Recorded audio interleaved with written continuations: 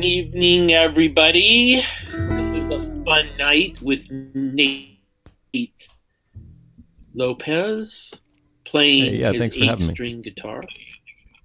It's great to have you. It's great to do this show, especially I'm looking out the window at a white snow-capped mountain in Juneau, Alaska, the capital of Alaska.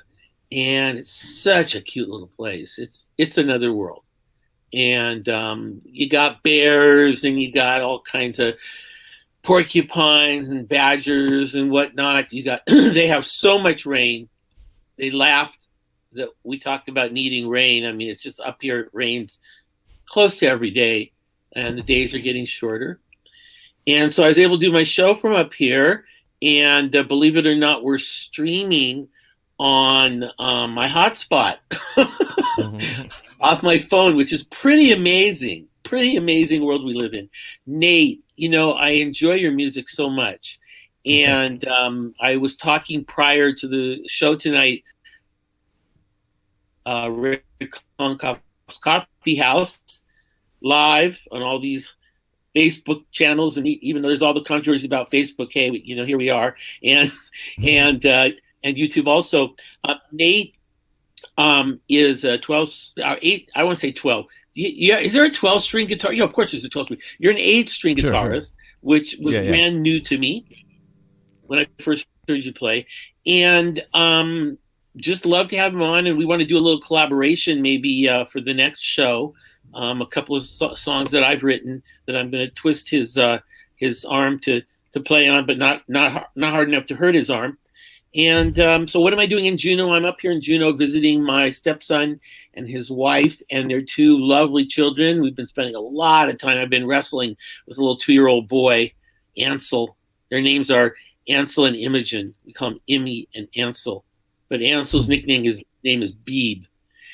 And wow, we're so lucky to be able to have gotten up here with our masks on, in the plane and all. We made it, and we're here, and we're going to just have Nate serenade us tonight.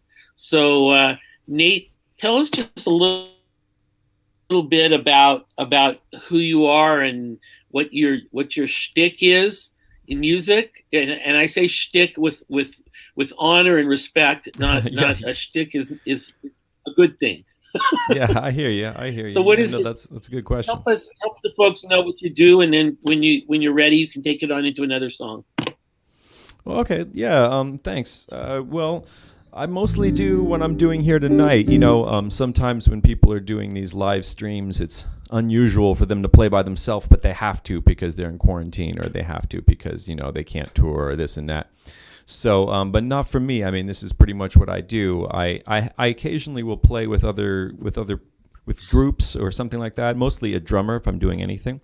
But mostly I do this kind of solo, half bass, half guitar hybrid thing here that I'm doing. Instrumental music always, and I do a variety of different stuff from doing cover tunes. I really enjoy arranging cover tunes, and then also writing music on this as well. So it's fun to try and arrange different tunes that you hear and see if you can strip away like the vocals, and because I play instrumentally, and if you take away all the production and you take away all that kind of stuff, is there still music there? Is there still something worth playing? If you play it, will someone recognize it? Will I recognize it? And so that's always a fun challenge to try and do, with yourself. The bigger the band, the harder the thing. But it always kind of breaks down to melody and harmony and rhythm and how you interpret it. And this hybrid guitar here, this one's made by LHT Guitars, and it's a signature model. It's a Nate Lopez model, an NL8. This does a really fun job. It's a neat instrument to do for sure. So yeah, I have a good time with it. Where are the all the tuners? Yeah. So instead of over here, it takes regular strings. I don't have to buy weird strings, but all the tuners are over on this side right here. So they're like fine tuners. Yeah, exactly. That's kind of what they're like. But it's fine. That's really all you need. You just need a little bit of fine tuning here and there. You kind of cut the string to length, or and then tighten it down, and there you go. And it makes for string changes real fast. And I really enjoy having headless guitars because it balances better and takes up less space for travel. I do a fair amount of travel, at least I used to before the pandemic. So I like to do that kind of thing. A little less travel these days, but That's how that goes. Nice. Well, I'm working back to it. It's an interesting look, Hmm. and you have to get used to it. And it's got a style to it. So Yeah, sure. I just want to mention one thing about what you were saying that I don't know if I'm sure you know Stefan Grappelli of Stefan Grappelli, Sure. and Joe Venuti, who preceded him Mm-hmm. as sort of the premier jazz violinist. Those guys would play like 8 measures, and then you couldn't recognize what the song was. Like Sweet Georgia Brown. Bless you. Love you. Gesundheit. Pardon me. God bless. Thank you. Sorry. All right. Got my cat hair happening in there. Yeah. They'd get into like right away. It was beautiful, but you'd be hunting for the melody there. The chord progression is still happening, but it's they stretch it. You're saying during the solos, or even just playing the melody? Yeah. They were just so just loose like, with the melody you could hardly even notice. Grappelli would be like bum bum ba dum ba da ba da bum ba da bum, and he was gone. Right. He'll give you a hint. He's like, "This is the song you're listening to, but I'm going to do my thing with it, right?" Yeah. I loved his playing. Wow. No, his stuff is really, really amazing. I don't do too much of that. I do a variety of genres. Most stuff, mostly kind of groove oriented, but I don't do any of that really hot jazz type of stuff too much. I really enjoy listeing to it though a lot, but I don't do as much of that. But yeah, I love listening to him and Django. Of course, you gotta listen to a lot of Django. Yeah, and his story too. Wow. Yeah, and I only know a little bit about that stuff. You hear little bits of stories here and there, and about fingers. You talking about Stefan Grappelli or Django, or both of them? I'm talking about Django and his I think as a young child he burned his fingers. His fingers were burned. I don't know. Is that what is? I don't even know. That's probably something I should know. But either way, he figured it out. And what I thought was interesting about that was that he was a big influence to Tony Iommi from Black Sabbath. When Black Sabbath first got famous, they just got famous, and then he cut off his finger, and he was really bummed about it. Was going to quit the band, but they're like, "No, check this guy out, Django. Django did it with 2 fingers. You can do it with 3. It'll be no problem." And for me, Tony Iommi is a huge influence. I love Black Sabbath, and so it's really neat how much I appreciate Django without even knowing it. As a kid. Well, and the stories of accommodation of disabilities and shortcomings is always very heartwarming. Mm-hmm. Always very heartwarming, and people who just keep on going. And I've got some stories to share about that. But let's hear another one. Okay, sure. Yeah, that was an original tune that I wrote. I just played earlier. The tune is called Dragonfly, and let's see. Maybe I'll do another original tune here. Yeah, I was trying to remember the tunes that I've done before, but either way, I really like to improvise with tunes. In a variety of different ways, and feel and time and melody a little bit, and then I'm always improvising solos in just about, not all the tunes, but just about all the tunes that I do. Definitely my original tunes. So it's okay if I played it before, is my point. So anyway, absolutely. I'll play this tune here. This tune is called "Back to Anaheim," and you can find a recording of this on Spotify if you take a look for it, Apple Music, all that kind of stuff. Nice. Let's see.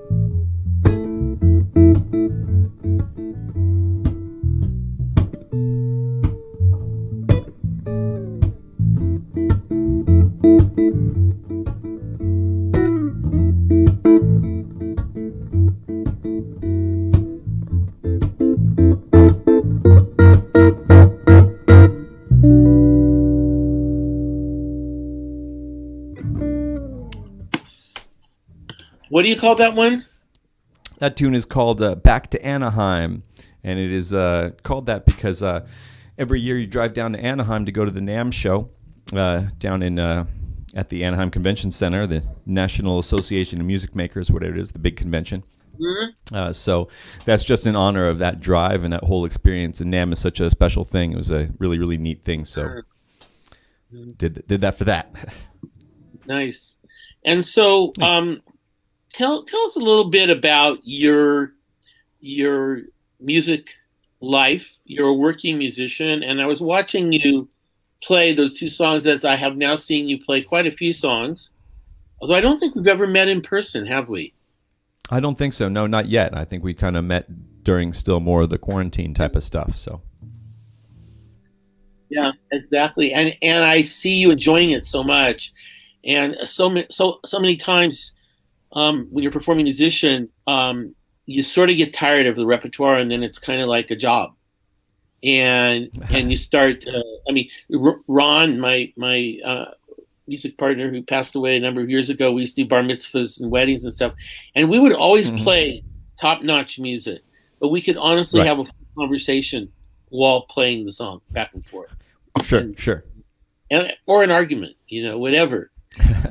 Watching my favorite. I've been in bands. Many bands where because you're playing in a bar, right, or a tavern or a winery or something. So I have watched entire movies, like up in the corner and watching it. And maybe there's the subtitles on, so I'm just playing. I've watched like the whole movie. I'm like, oh, cool. I watched that. Oh, I'm watching half the ball game. I got to go home and turn on the ball game to see how that ends because I'm watching it. Yeah, so sometimes that stuff can be really automatic. I hear you. I don't run into that problem as much because I'm so busy doing what I'm doing here. I'm trying to maintain a lot of things, and I get to play whatever I want. Occasionally I'll get hired at a jazz club, or I'll get hired, doing a blues festival or something like that where it's genre specific.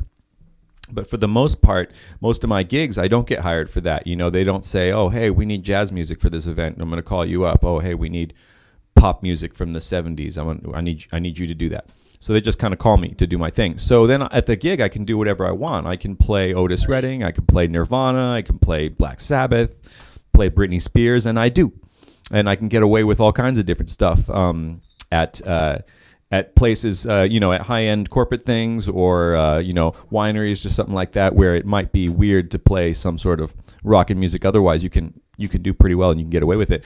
But it's interesting. But even having said that, and I have a pretty good repertoire. I'm not sure how many songs I know at the moment. I know it's more than 200. I kind of stopped counting after that and kept on going, because I'm also trying to write songs. I'm not trying to just be like a human jukebox. I'm trying to do my own thing as well, and in my own kind of interpretations.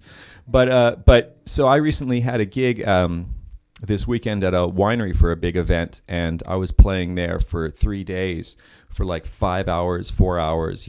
It was kind of like a set on and a break and then a set on and break, so it wasn't like a constant just stream of music. But I go on and I play and do the thing, and a little mini concert, and then go back and do it.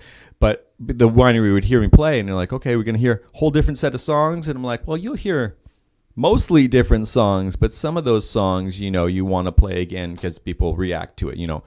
People in to catch their ear and this and that, and it can be a balance, to try and keep that kind of stuff fresh, but you have to keep it in the repertoire, because if you don't, you won't remember how to play it, and then you can't play it, and when you need to, and sometimes you need to, or sometimes it would be good to anyway. So you got to kind of revisit that stuff, recycle it, sometimes maybe redo it completely, and then sometimes also just get rid of it and be like, hey, do you know how to play this? No, I do not, but I'll play you this one. Here you go. Well, I don't know if I told you this on a previous show, but I had one instance when Ron and I were playing. It was Maryvale Vineyards, which is in St. Helena. It's this long, beautiful room with giant casks of wine, and they have a big banquet table, and that's how they do their celebration. It's very elegant. Sure. And we were doing the ceremony and reception, and of course, for a long time, for a long time, the wedding song, one of the wedding songs that was most popular was called "Because." It was an old 40s tune, and then then we had, for all you, was it For All You Know? Dun, dun, dun, dun, dun. These songs that are, archetypal songs, and then it became Paco Bell Cannon. So this was Paco Bell Cannon, and oh yeah. So I can't tell you how many times I've played Paco Bell Cannon, at least excerpts of it. So right. You don't need to do the whole thing as written. You can just hit that. I don't know if you have ever had this happen, but right before I played it, I thought, wouldn't it be weird if I forgot how it went? Sure. What happened? You forgot at the time you needed to. And I played something that sounded a bit like Paco Bell Cannon, but it wasn't really, but it was. And I got away with it. But Ron was like, Ricky, what was that? And I was just wondering if they ever looked at their video and thought, you got to watch those weddings. Yeah, they got that video forever. Oh my God, I know. We're on so many of those videos. So yeah, it happens. That's the worst. Thinking and playing, not from the page. If I'm reading music, I can think anything I want. But if I'm playing from my head or live with no music and no lyrics or anything, thinking isn't compatible. I can space out, but if I really start thinking, I'm not saying I can think as long as I don't think about the notes. That's what I'm saying. It's thinking about what I'm doing. Like, how are my fingers doing that? So I try to keep it. Well, that's funny you say that, because a lot of times, I'll try and play a song, and sometimes, I don't often have a set list, but I have an idea, okay, I want to play this live song here, I want to play this original tune, I want to play this tune. But occasionally I'll say, oh, does anybody want to hear a tune? Just so I can be reminded of songs like, hey, I want to hear this. I'm like, oh, I actually do know how to play that. I forgot. I would have never played it otherwise. So thank you for reminding me. And what's interesting is if I had to tell another musician how to play it, that would be quite the task, because I don't really know, but I think my hand does. Right. So let's go. I'm just going to start, and I think we'll be there. And usually we're all right for the most part. So. Well, awesome. I love that you're on here, and I was just sitting here thinking, you're a Mensch, which, of course, in German just means a human, but in Yiddish means a substantial human being. And you're an amazing guy, and you're a nice guy. We have a saying in our family: default to nice. Default to nice, just like you default to a search engine. Default to nice. I just have no time for angry, upset, victim-like people. I just like, please, just let's look at what we've been through. Let's love this life. We are survivors. Well, I get angry, upset too. Every time. Sometimes things are hard. So, but yeah, it's nice. You got to try and be as happy as possible. You're not an angry guy walking around flipping people off. Is what I'm saying. I try not to do that. Yes, that's true. I have a game I play with my students. I will take any student out for an ice cream sundae who can tell me of a time when he or she flipped someone off and got a good response. Like it was what they had hoped for. Like they do it and the person is humiliated. They're like, oh, or something. The goes, hey man, dude, I know you're upset. I'm so sorry I did that. No, you just don't get a good response when you flip someone off. Generally, you might get a good feeling, but I don't know that you get a good response. Anyway, I don't know how we got interesting that point. All right. Point. So how about one of your? I like some of your pop stuff too, and I know that I'm just being a groupie now, but yeah. Yeah, sure. I'll do pop tune, and I so wish I remember what tunes I'd play here before, because like I said, I know a few different tunes, so it doesn't matter. All right, let's see. My mom won't mind. Let's see what we got here.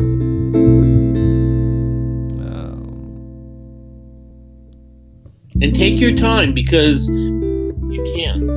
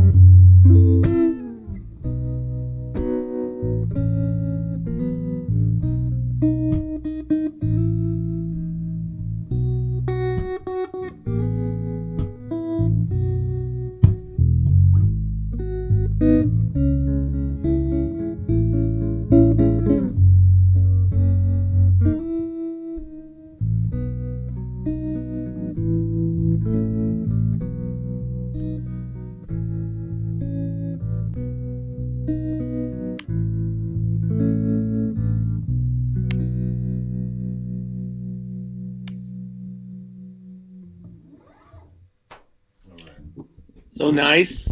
Little Beach Boys there for you. Absolutely. Absolutely. So sweet. So sweet and so wonderful to listen to. And yeah, like that too. just all purpose music. Yeah. I mean, music is for us to feel good. Music is supposed to make us feel fabulous. And if it does that, it served its purpose.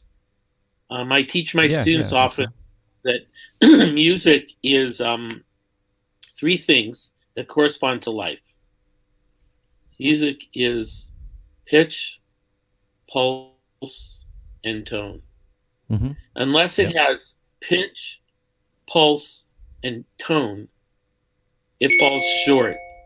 And what does that mean in human terms? So I view pitch as truth. Mm-hmm. Pitch is truth. Pulse is balance. And tone is beauty. So in life, we're really looking for truth and balance and beauty. Balance is an important one for sure. And absolutely. And it just, and you can tell anytime you're watching a musician on stage, like when I'm watching a musician on stage, I can tell if they're doing what I call pulsing in some way. If there is and even if they're not moving or tapping their foot, you can feel that their body is pulsing. Sure, that's all I can say. I never can totally get being totally frozen and performing.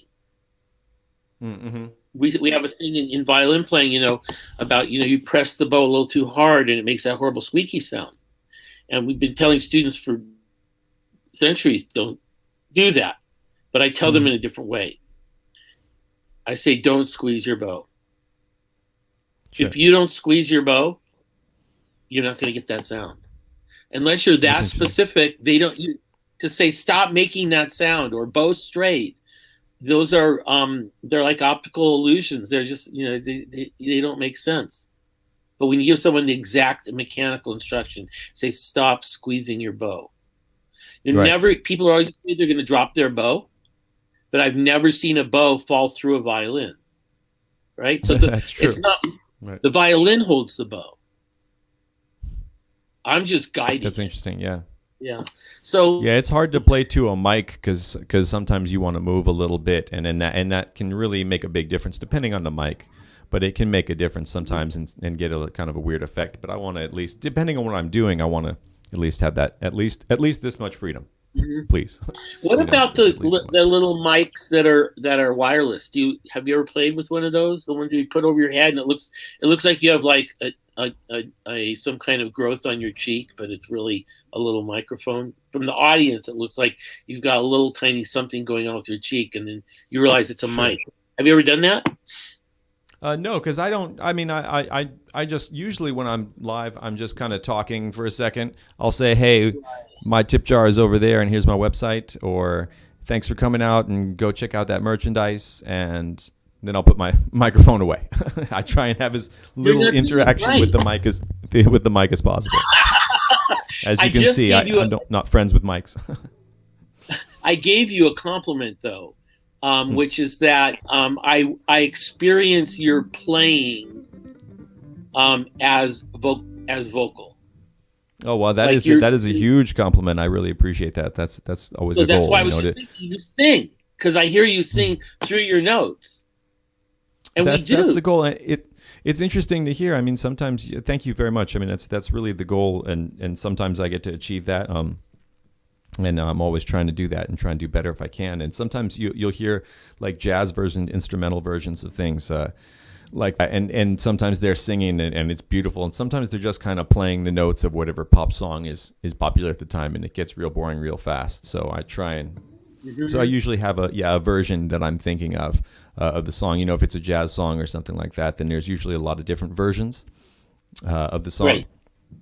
So I'll have Louis and Ella's version or something like that in my head, or Willie Nelson's version specifically, and then try to, not that I'm trying to copy that exact thing, but at least those are the inflections that I'm going to dance around.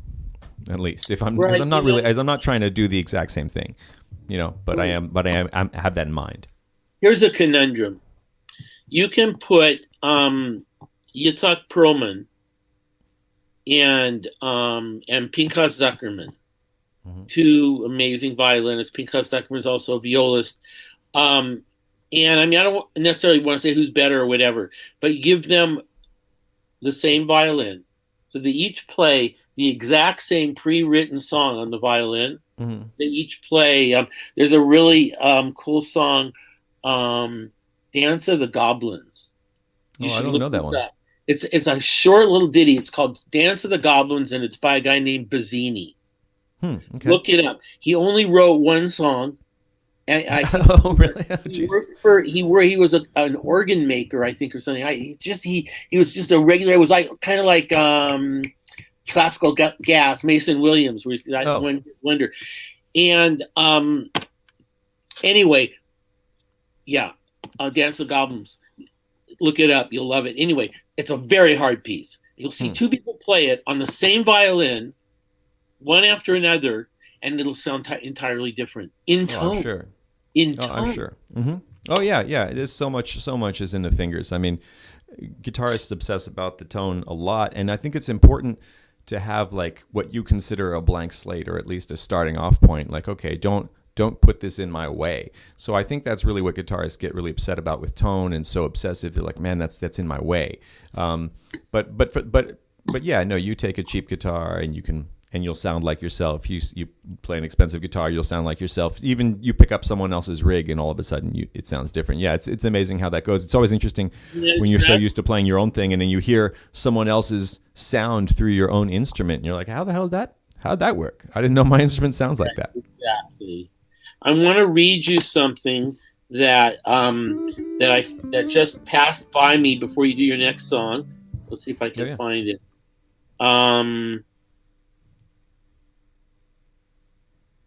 You know how when you're looking for something on your phone, you can never find it.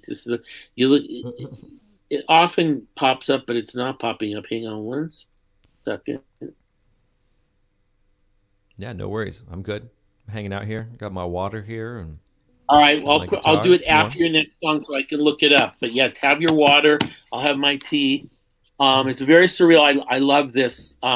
I love this distance performance. I forgot how I took a little break from it. I forgot how much I love it. Just playing for people. So yeah, go with the next song.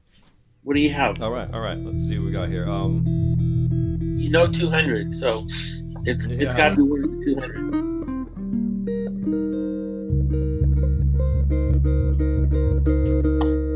Let's do this tune. This is a tune called Get Out My Life Woman. It's a New Orleans tune by Alan Toussaint. Let's do this. Nice.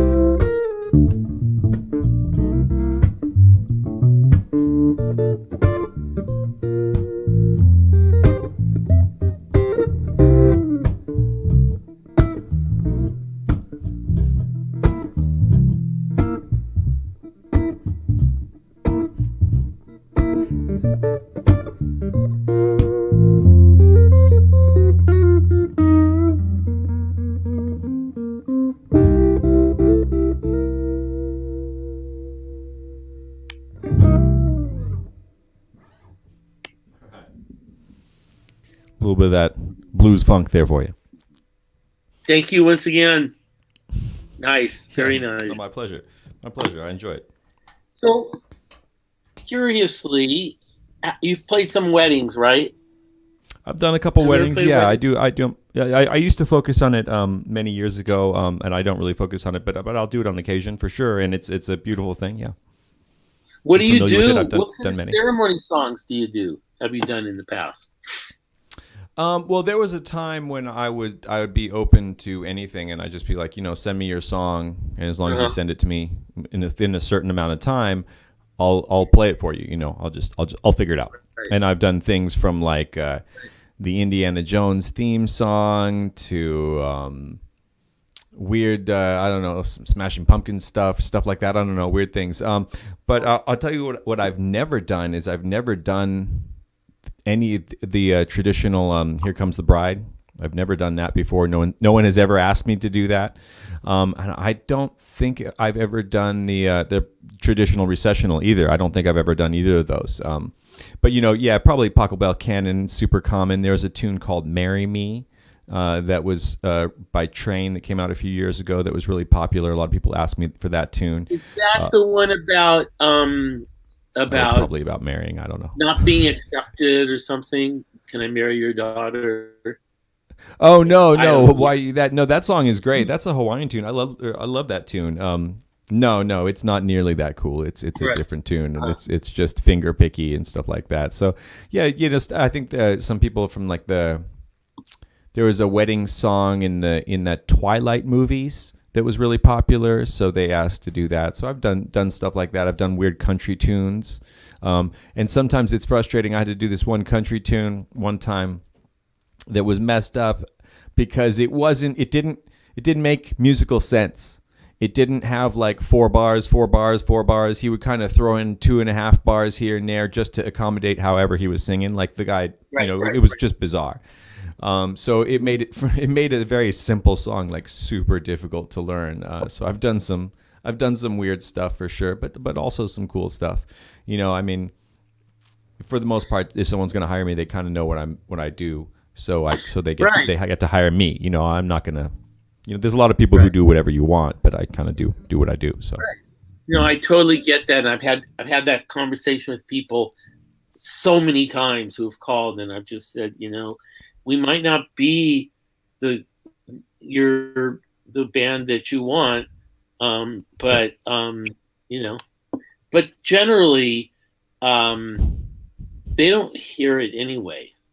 The bride and the groom, they don't hear the song. Right. They don't. I mean, a lot of times they've asked me to play it again. Sometimes afterwards, like they'll have their reception, especially if it's a small function.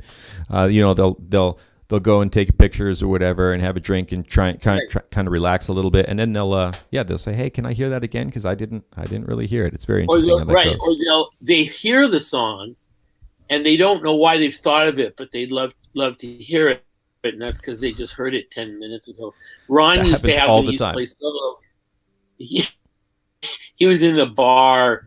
He used to play in this kind of rough bar, and the guy play the motorcycle song.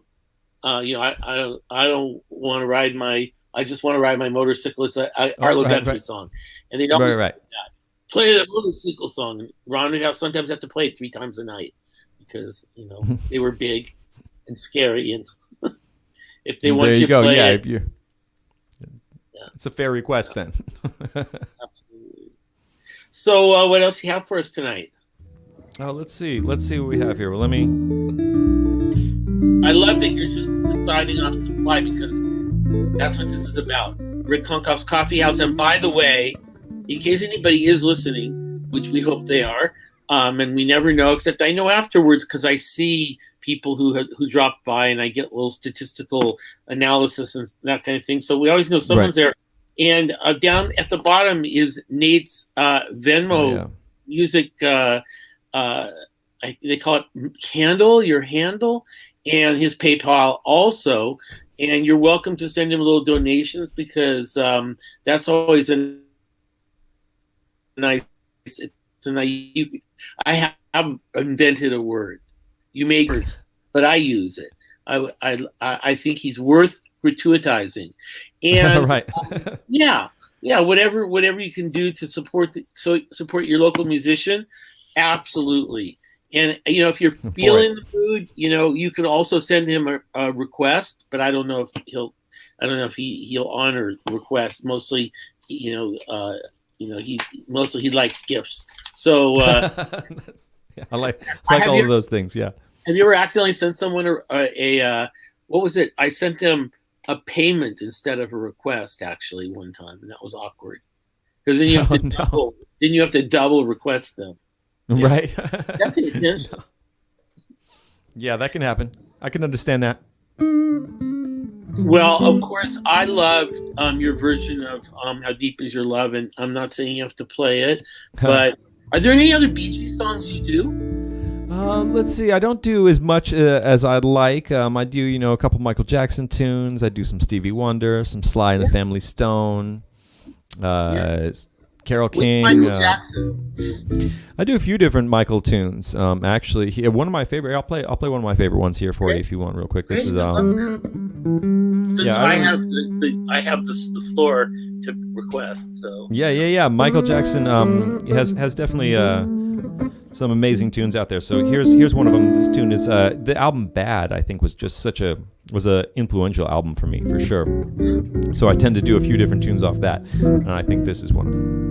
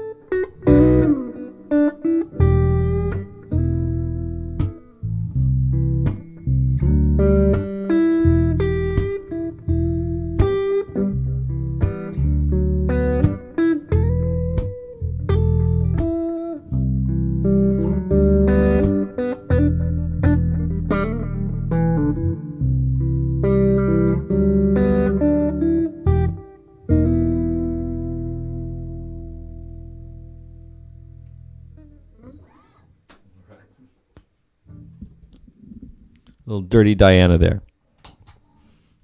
I always like that tune.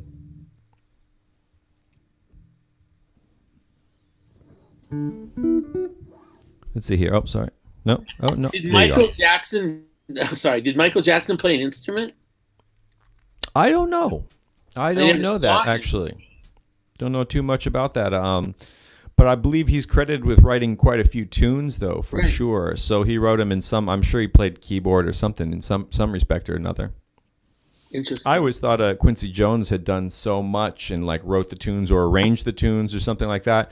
But then, as the releases start to come out, you hear Michael's like original demo tapes, and you're like, oh, this is exactly the same as like the radio version. So he kind of had that all figured out there.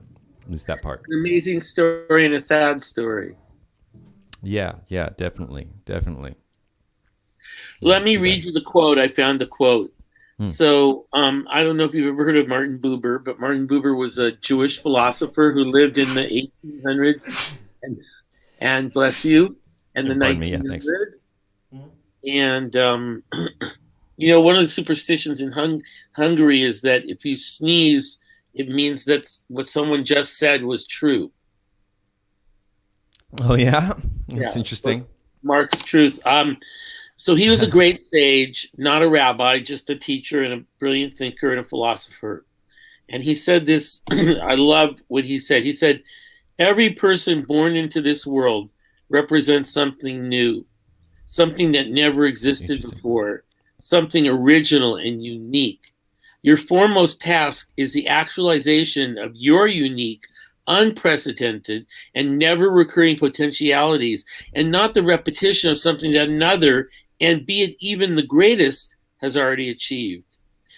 In other words, your life task is to actualize your unique creativity in such a way as to make the world a little better for you having been born into it. Oh, I like that. That sounds fantastic. You can easily apply that to music or kind of just about anything. That's fantastic. Yeah, I'm all for that. Now, interestingly, I read that to a group of high school students who were feeling anxious about what college they would go to and the what are you going to be when you grow up question. And I read that to them and they loved it, except one kid said it made him so stressed out. And I was like, how does that make someone stressed out? And I realized, I guess the acceptance that your life means something and that you have some kind of mission, some kind of task to move through in this life to make yourself and others in the world around you better is somehow stressful. But to me, it's meaningful.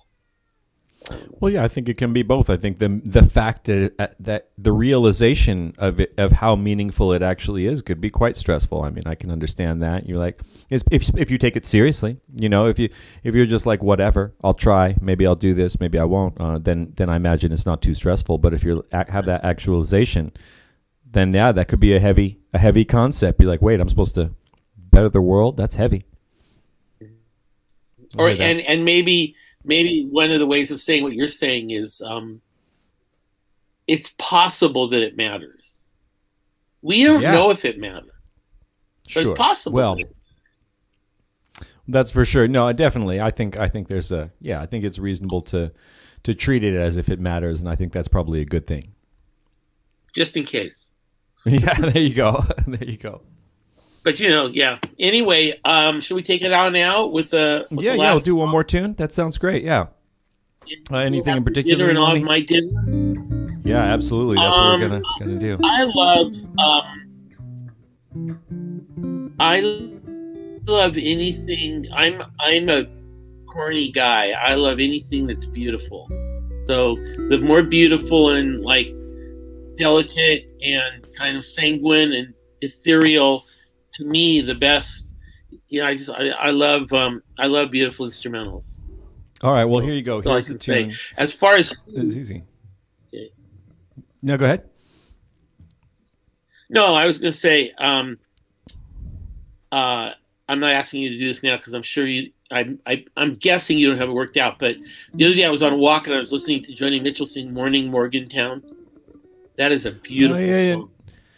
Yeah, that's neat. I need to listen to more Joni Mitchell. I know she played with Jocko for a while and made some really cool music, but I'm not as familiar with her music as I'd like, so I'll have to check that If out. you look up Morgantown, there is actually a town called Morgantown, and Hmm. it's really well represented in the lyrics of the song.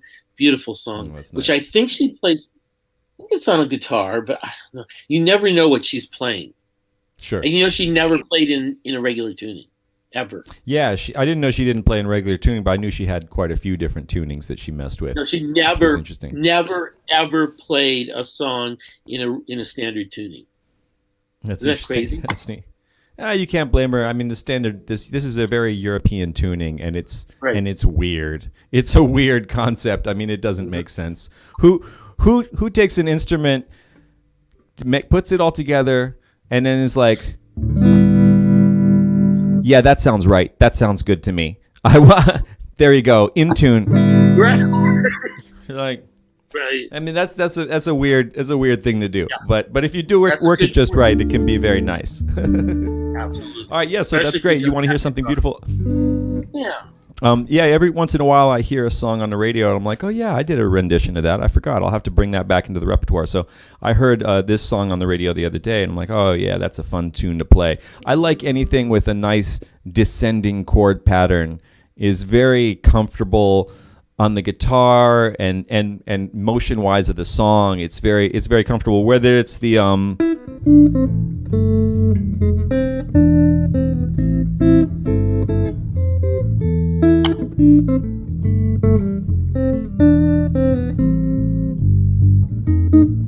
all that kind of stuff, 16 tons. I don't know. There's a bunch of different tunes that have that kind of descending chord pattern. It's a lot of fun. Yeah, it's such a fun tune to play. That's the closing time song right there. Yeah. But yeah, so I'll play this tune right here. This is a tune that made famous by Christina Aguilera in the 90s, and it was written by Linda Perry from Four Non Blondes. This is a tune called Beautiful. It's a really, really nice tune. Yeah, I like to try and play it on the guitar. I think it's a lot of Great. fun. And meanwhile, we'll let you folks know this is Rick Konkoff's Coffee House, and we'll be on next week with Benjamin Williams from Edmonton, Canada. And you see that memo at the bottom. Send Nate a little gratuity, and you will have gratuitized. Thanks for coming on, Nate. All right. No, it's my pleasure. Super fun. Thanks for having me.